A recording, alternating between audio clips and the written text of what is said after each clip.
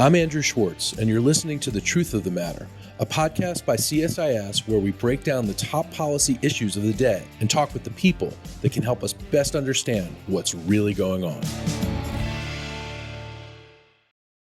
To get to the truth of the matter, on the upcoming Brazilian presidential election runoff, which is going to take place on October 30th, we have with us CSIS's brand new America's Program Director, Ryan Berg, who is not brand new to CSIS, but he has newly been appointed the head of our America's Program. Ryan, so great to have you back on the podcast. Thanks for having me, Andrew, and thanks for the gracious introduction. Sure. So let's talk about Bolsonaro and Lula. Bolsonaro did much better in the initial first round of the Brazilian election than previously thought. And Lula still maintains a lead in the polls, but this is not a lock that former President Lula is going to retake power in Brazil, is it? No, this election is quite up in the air, and it took many of us by surprise, although I guess it shouldn't these days, because how many times do we look at each other, Andrew, and say, well, the polls were wrong? It seems to be a pretty common refrain these days in many different countries. And elections are having surprises. And Bolsonaro, indeed, he outperformed some of the numbers that he had prior to the election. He was polling in aggregate about 7 points lower than Lula going into election day. In fact, there were some polls, rather, that had Lula winning the election in the first round, which in order to do, you need to take 50% plus one. And so Lula performed under those marks and Bolsonaro about 5 or 6 points above where he was predicted to perform. Now, there are a number of theories about that. Some people think that there's the phenomenon of the shy Bolsonaro supporter, the person who doesn't want to admit that they support the man because of the controversies. There's the idea that there's been some methodological mistakes because Bolsonaro supporters are less likely to be talked to on the street by an in-person polling agency. There's also just the fact that Brazil hasn't had a census since, I believe, 2010. The 2020 census was put off because of the pandemic. So there could be a whole bunch of things going on here about why the polls didn't get it right. But the bottom line is it's a much more competitive race than we anticipated. And Bolsonaro has a path to victory on October 30th in the second round.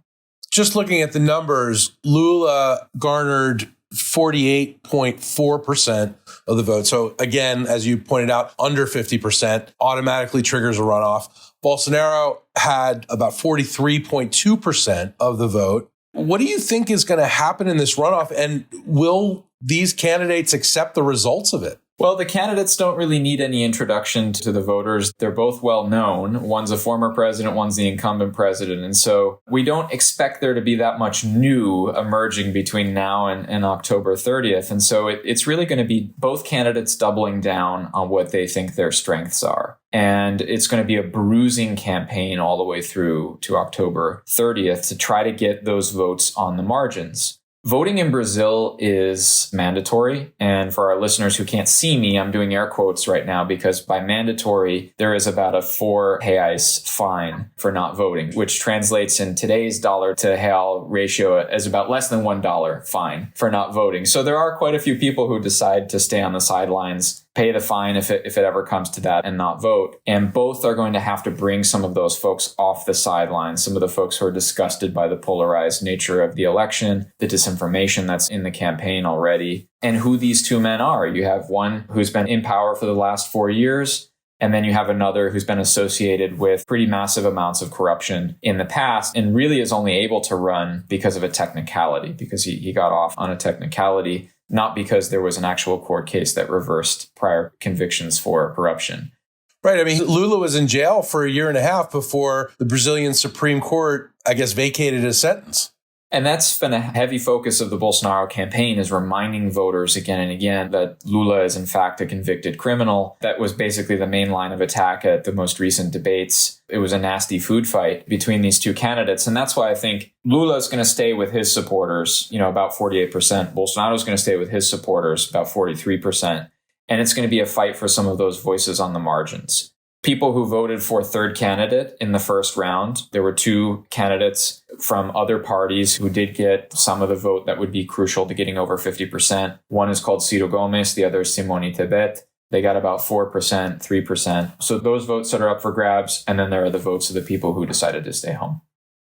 So Bolsonaro, over the last 4 years, has famously made himself become known as the Trump of the tropics. And Lula, he's trying to paint as a socialist. Lula is a socialist to some degree, and Bolsonaro is trying to paint him as a radical socialist. What does it mean for Brazil if Bolsonaro gets reelected? And what does it mean for Brazil if Lula comes back to power? One thing I would say before I answer about the two scenarios, Andrew, is while everybody was paying attention to the top line election, which of course is the marquee presidential matchup, there were also elections for Congress. There were elections for senators, for governors, and for state legislatures on October 2nd in the first round. Those aren't on the ballot in the runoff. Those have already been decided, and they went decisively for Bolsonaro. So even if Lula wins, there will be a center-right Congress with which he will have to deal and try to get his legislation through. The message that I also think that it sends is that Bolsonarismo, as the movement is called, is here to stay. Whether he wins or not, the presidency matters less than the fact that there are plenty of those who are willing to mimic his politics and style themselves after him in order to win future elections. And in fact, many candidates who were aligned with him won those down ballot races on October 2nd. So that's a major trend that I think a lot of people are missing, is that this character of the center right in Brazil has been changed under Bolsonaro. And one of the consequences if he wins will be an even further consolidation of that movement in Brazil, the new face of the right, the new style of the political right in Brazil. If Lula wins, I expect there to be a more regional syncretism with some of the other leftist governments in Latin America. There's an old saying that governments in Latin America can't get along and can't act in concert unless there's ideological alignment. There will certainly be ideological alignment in Latin America if Lula wins. The 7 most populous countries in the hemisphere will be governed by leftist governments if Lula wins. And so that's a platform for him. I imagine the Europeans as well will welcome him into their capitals in a way that they haven't really welcomed Bolsonaro. And so Brazil will be more of a presence on the international stage than it is now in a Lula victory. And let's talk about that international stage and bring it home here to the United States for a second. So what does this Brazilian election mean for the world and for the United States? What are the issues? And I'm assuming the environment is a very, very big one here. There are a couple issues that I would highlight. The first is the environment and the Amazon issue. The second is security. I think Brazil plays a very important role in the security of the Western Hemisphere. Besides Colombia and Mexico, I can't think of another country where the power of criminal organizations is as strong and as important as it is in Brazil. And of course, that impacts Americans given the illicit economies in which they participate. And the third thing that I would say is food security. Brazil is an agricultural powerhouse, much like the United States, and it has a serious ability to participate or to contribute to global food security if it gets its agricultural policy correct. So there's the environment, there's security, and then there's its contribution to global food security. Those are 3 key ways in which this election matters to the U.S. And what happens environmentally if Bolsonaro ekes out a victory here? If Bolsonaro returns to power, I imagine we'll see much of the same that we saw in the first 4 years of his mandate. A significant portion of his voters are more rural voters who consider themselves part of what Brazilians call the interiorzão, the big interior of the country, which is the countryside, the folks who have a different style, a different attitude. And they're cattle ranchers, they're rural dwellers, they participate in agriculture. That's a big part of his base. And part of the deforestation numbers that we've seen in recent years have to do with those folks clearing land for cattle grazing and for other crops. And I imagine that process would continue. The thing that I would caution, Andrew, is the idea that a Lula victory all of a sudden means better environmental policies for Brazil. I think it's important to remember that in the first 2 terms of the Lula presidency, 2002 to 2010, we still had high deforestation numbers. We still had deforestation numbers that were alarming, even if the rhetoric wasn't as bombastic as Bolsonaro's. And so, in fact, on the campaign trail, Lula has said multiple times that one of his greatest regrets in his first 2 mandates was that he didn't do more on the environment. And so I think we should be cautious about assuming that his return to power all of a sudden means an automatic change in Brazil's environmental policies. Ryan, you've said that the Biden administration has made it clear to Brazil that the United States expects a fair, free, and clean election and a peaceful transition of power within Brazil if Lula, in fact, wins. It goes without saying that those are important things, but why is it important enough that the Biden administration is weighing in on this election? That's a great question, Andrew. So it goes directly to one of Bolsonaro's main claims in this campaign, which is to undermine the confidence of the Brazilian people in the election system in Brazil. And it's a similar play to what we've seen in the United States. It's a similar set of rhetoric. The difference in Brazil is that Brazil, despite its developing country status, has a remarkable electoral system where a country of around 215 million people will vote on October 2nd. The polls will close around 6 p.m. And by about 9 or 10 p.m., we will have 95 to 99% of the precincts reporting with total accuracy and without any credible claims of fraud. This is the same electoral system that Bolsonaro won in 2018 by 10 million more votes than his nearest opponent. So it is a safe and secure system. In fact, many Brazilians will tell you quite rightly that it's a model for the rest of the region with its electronic voting machines and the way that it counts and the way that precincts report up to a central authority. And then that central authority establishes a certification over the election. Nevertheless, I think that this rhetoric has done some damage to the confidence of the Brazilian people in their voting system, and that has caused the United States to remind Brazil several times that it would like to see a clean, fair, free, transparent election. By my count, we've had this conversation with them about 5 times. The National Security Advisor was down in Brasilia, the Senior Director for Western Hemisphere at the National Security Council, Avril Haines, the Director of National Intelligence, Bill Burns, the CIA director, and also President Biden himself, when he had a quick bilateral meeting with Jair Bolsonaro on the sidelines of the Summit of the Americas, reiterated to the president of Brazil that we expect Brazil to have a clean, fair, transparent election, quite frankly, as it always has. What will it look like, U.S. Brazil relations, if Bolsonaro wins? What does it mean for the relationship between the United States and Brazil? Well, the United States has, under the Biden administration, kept Brazil, I would consider it at arm's length. The Trump administration, of course, embraced Brazil. The Trump of the tropics, Bolsonaro, of course, took that mantra very happily. Multiple visits to Mar-a-Lago. It was a far closer personal connection between presidents than Biden and Bolsonaro. And so there will be a difficult dynamic there that will continue. The fortunate part about the U.S. Brazil bilateral relationship is that there's a lot that goes on under the hood. There's a lot that goes on at the institutional level because this is a mature relationship. These are the 2 largest countries in the Western Hemisphere, and a lot has been institutionalized. There are high-level dialogues for CEOs. There are high-level security dialogues, economic dialogues, cultural exchange dialogues. There are security dialogues. There are a whole bunch of institutional mechanisms in which we can work through those channels and we can avoid any sort of friction in the leader-to-leader relationship. The relationship that exists across Itamaraty, which is the foreign ministry in Brazil, and the State Department is incredibly strong. And that's something that helps fortify the bilateral relationship, irrespective of who the leaders are. The latest polls show, and this is a poll from October 7th, that Lula is leading Bolsonaro with 49% of voter support against Bolsonaro. The incumbent is 44%. Who are Bolsonaro's voters and who are Lula's voters?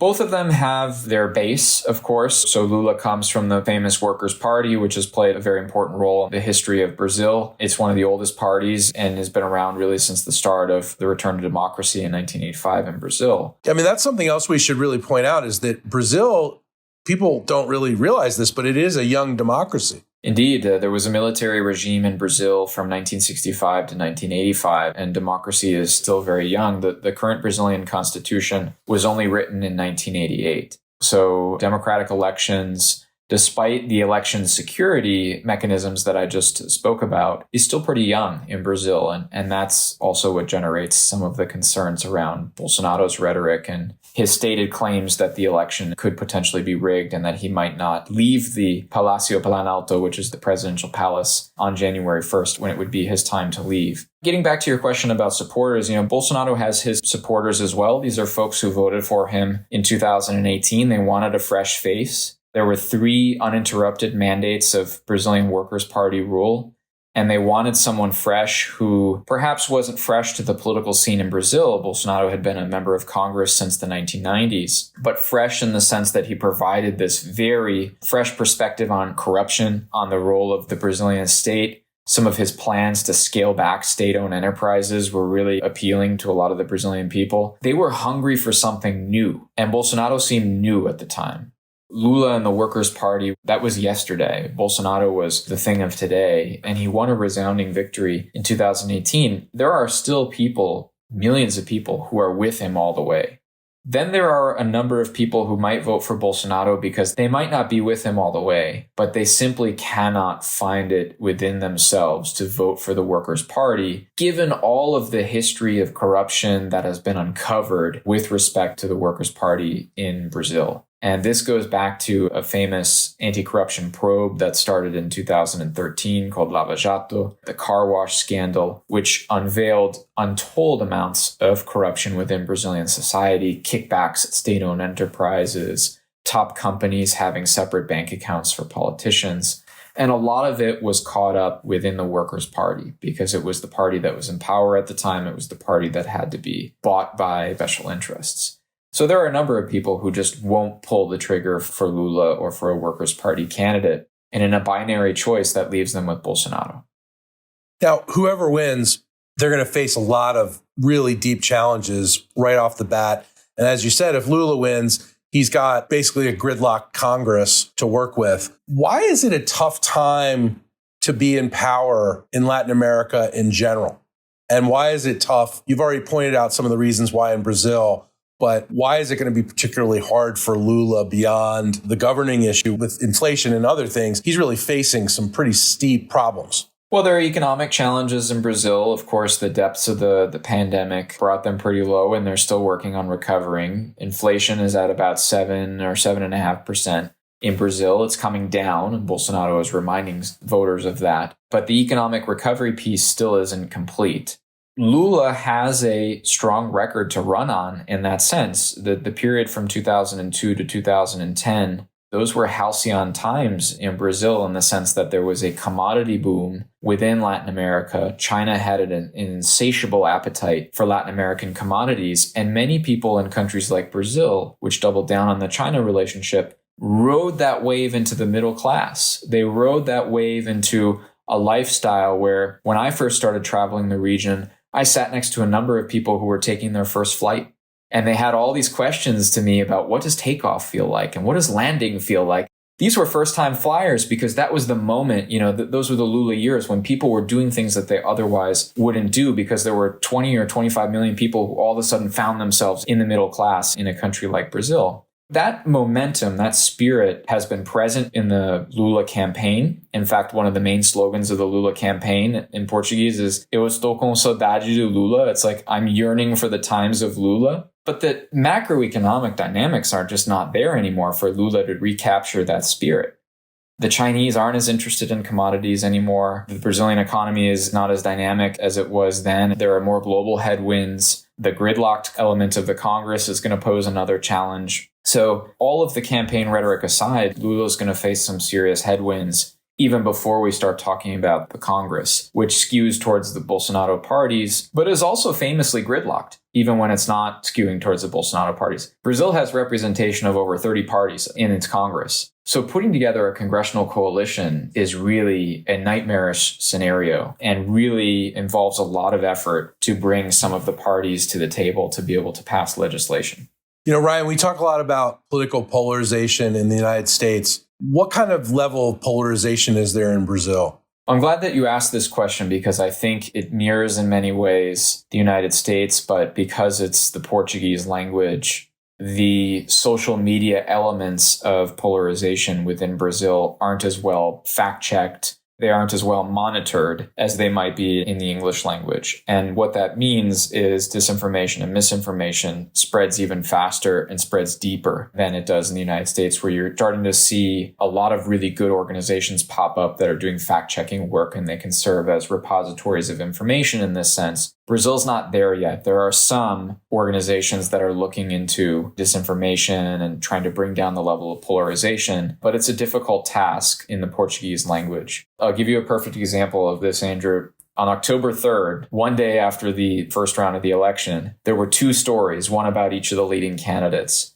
First, that Lula was a devil worshiper, and the second, that Bolsonaro was a Freemason, which in a majority Catholic country is considered to be a sin. And so the Lula campaign in recent weeks has actually had Lula come out and give a speech called I Am Not a Devil Worshipper, where he's made a promise that he is in fact a Christian, he goes to church, he's not a devil worshiper. And Bolsonaro the same for not being a Freemason. Images of him in Freemason gear have been faked images, doctored images. So that to me tells me that the disinformation is really, really deep. It's on a lot of the WhatsApp channels, and it's being furthered by both candidates and some of the groups that follow them, of course, exacerbating polarization. And I would just note that the limit that you and I face in terms of the number of forwards that we can do on our WhatsApp, which I believe is 5 at a time, actually has its origin in the 2018 election in Brazil, when Bolsonaro groups were forwarding information about the Workers' Party candidate at the time, but they had no limits on how much they could forward it. And so disinformation had just spread like wildfire through WhatsApp, which is pretty ubiquitous in Brazil. And WhatsApp decided to put a limit on the amount of times you could forward a message.